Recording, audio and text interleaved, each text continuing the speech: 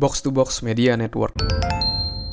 Hai, Chandra Burdes, dan pada podcast kali ini saya mau sharing tentang mencari hal positif dari setiap kejadian.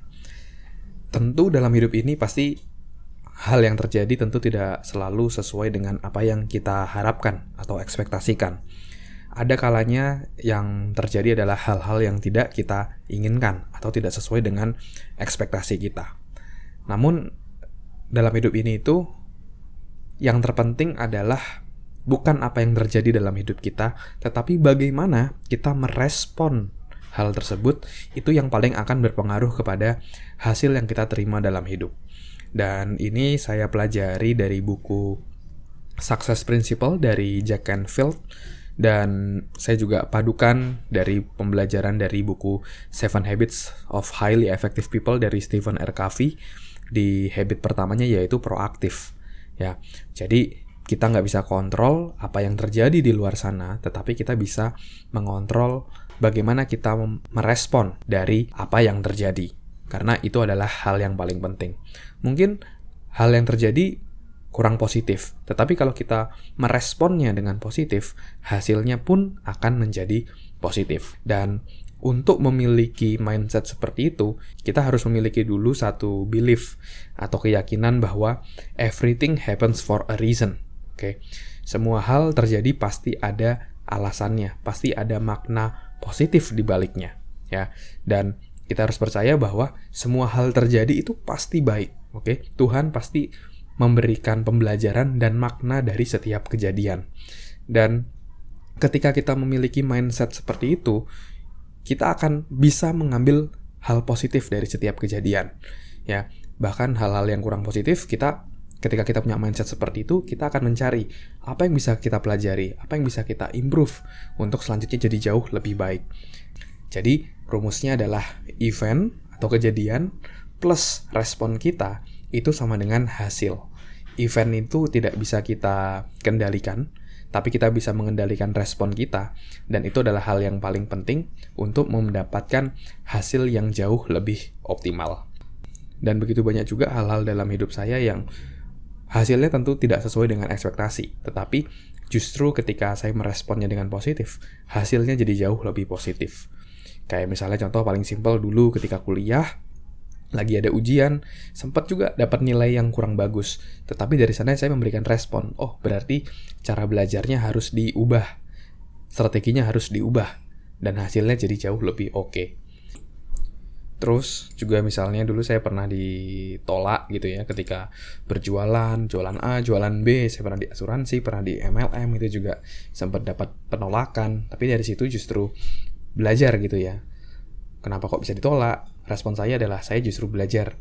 Kenapa saya ditolak? Apa yang harus saya improve? Apa yang harus saya pelajari? Dari situ saya belajar gimana caranya. Dari situ saya jadi belajar gimana caranya bisa mengakrabkan diri sama orang lain, gimana caranya teknik closing ketika jualan, dan lain-lainnya. Jadi justru karena kejadian tersebut, justru membuat saya jadi jauh lebih baik kayak gitu ya.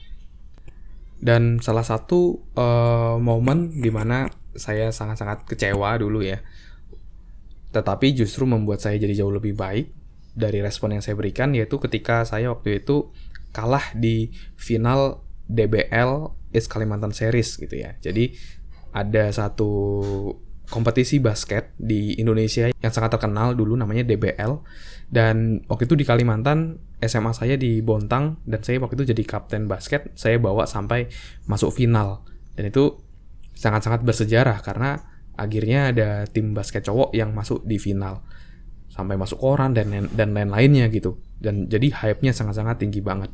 Dan ketika di final kami kalah gitu, dan di situ saya merasa waduh, udah pupus nih harapan jadi pemain basket.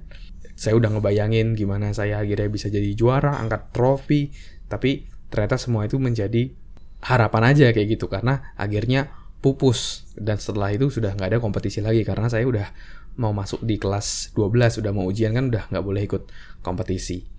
Nah, tapi justru dari situ saya jadi mencari kira-kira apa ya yang bisa saya develop lagi dalam diri saya untuk jadi jauh lebih baik.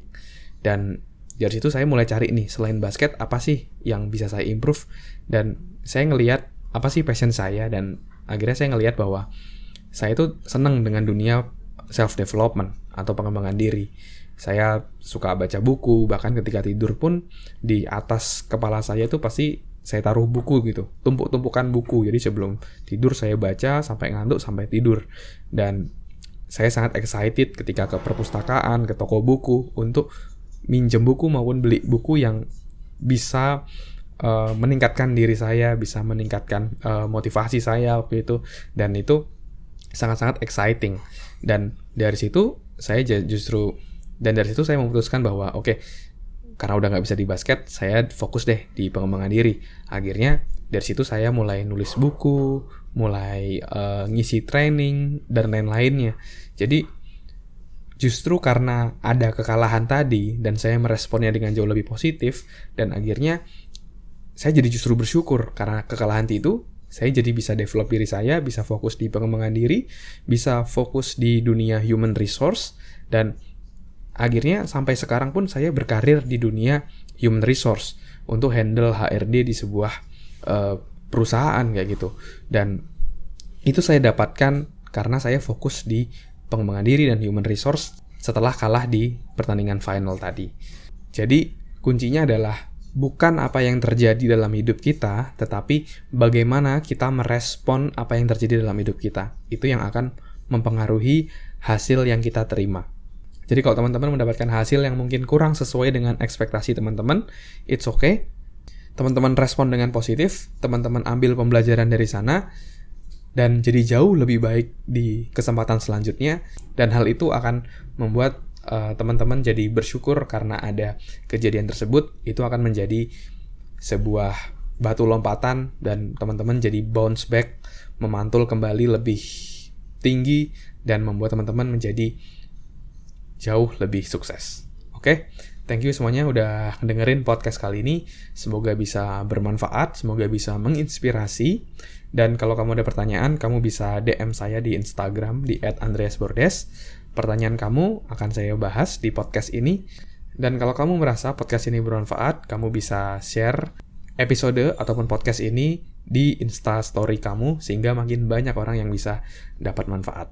Oke, thank you semuanya, sukses selalu and keep healthy.